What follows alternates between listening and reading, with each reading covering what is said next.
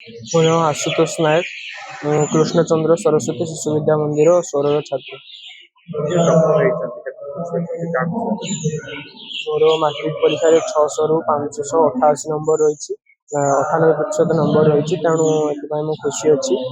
ମୋର ଏହି ସଫଳତା ପଛରେ ମୋର ଗୁରୁଜୀ ଗୁରୁମା ବାପା ମାଙ୍କର ଯଥେଷ୍ଟ ଅବଦାନ ରହିଛି। ତେଣୁ ମୁଁ ମୋର ସଫଳତାର ପ୍ରଥମ ଶ୍ରେୟ ସେଇମାନଙ୍କୁ ଦେବାକୁ ଚାହେଁ।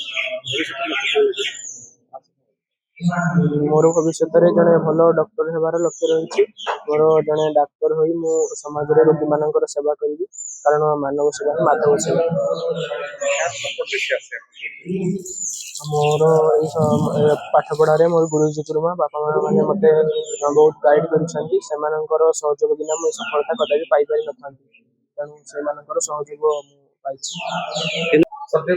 କହିବେ ଯେ ପିଲା ଉତ୍ତୀର୍ଣ୍ଣ ହେଉଛି ଓଡ଼ିଶାରେ କ'ଣ କହିବେ କେତେ? ମୁଁ ଶ୍ରୀଯୁକ୍ତ ଖଗେଶ୍ୱର ସ୍ୱାଇଁ, ପ୍ରଧାନାଚାର୍ଯ୍ୟ କୃଷ୍ଣଚନ୍ଦ୍ର ସରସ୍ୱତୀ ଶିଶୁ ବିଦ୍ୟା ମନ୍ଦିର ସ୍ୱର। ଚଳିତ ଶିକ୍ଷାବର୍ଷ 2025-26ରେ ଆମ ବିଦ୍ୟାଳୟର ମୋଟ 54 ଜଣ ପିଲା ପରୀକ୍ଷା ଦେଇଥିଲେ।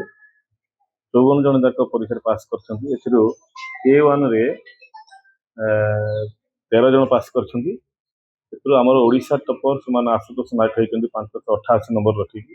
ତ ଏଇ ଯେଉଁ 100% ରେଜଲ୍ଟ ହେଇଛି, ଏଥିପାଇଁ ନିଶ୍ଚିତ ରୂପରେ ମୁଁ ସମସ୍ତ ଗୁରୁଜୀ ଗୁରୁମାଙ୍କର ଅକ୍ଳାନ୍ତ ପରିଶ୍ରମ ଏବଂ ପରିଚାଳନା ସମିତିର ପ୍ରତ୍ୟକ୍ଷ ତତ୍ତ୍ୱାବଧାନରେ ହେଇଛି ବୋଲି ମୁଁ ଅନୁଭବ କରୁଛି।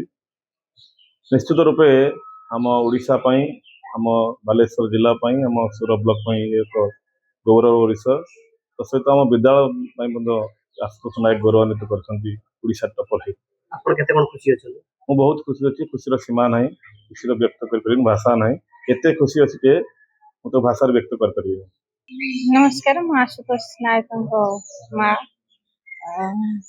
ମୋ ପିଲା ସରସ୍ୱତୀ ଶିଶୁ ବିଦ୍ୟା ମନ୍ଦିର ସ୍ୱରର ଛାତ୍ର। କେତେ ଖୁସି ଅଛନ୍ତି ଆଜି ଓଡ଼ିଶା ଟପର ହେଇଛନ୍ତି? ସେ ତ ତାର ପାଠ ପଢ଼ାପଢ଼ି ଠିକ୍ ସମୟାନୁବର୍ତ୍ତିତା ଆଉ ତାର ଠିକ୍ ସମୟରେ ସେ ଠିକ୍ କାମ କରେ। ଦୈନନ୍ଦିନର କାର୍ଯ୍ୟ ସେ ସେଇଦିନ ହିଁ ସାରେ। ତାର ଏଇ ଗୁଣ ପିଲାଟି ଦିନରୁ ଥିଲା। ସେ ଗୁଣ ପାଇଁ ବହୁତ ଶାନ୍ତ ଆଉ ନମ୍ର, ଏଇ ଗୁଣ ପାଇଁ ମୁଁ ତାର ଖୁସି ଥିଲି। ଆଗକୁ ସେ ତାର ଯାହା ତାହା କହିବା ଅନୁସାରେ ଯେ ସେ ମେଡିକାଲ ଲାଇନରେ ଯିବ ବୋଲି ତାର ଆଗ୍ରହ ଅଛି। ତାର ଆଗ୍ରହ ଅନୁସାରେ ତାକୁ ସୁଯୋଗ ଦବା, ତାର ଚେଷ୍ଟା ପାଇଁ, ସଫଳତା ପାଇଁ ତାର ଚେଷ୍ଟା ହିଁ ପ୍ରଥମ ଆବଶ୍ୟକ।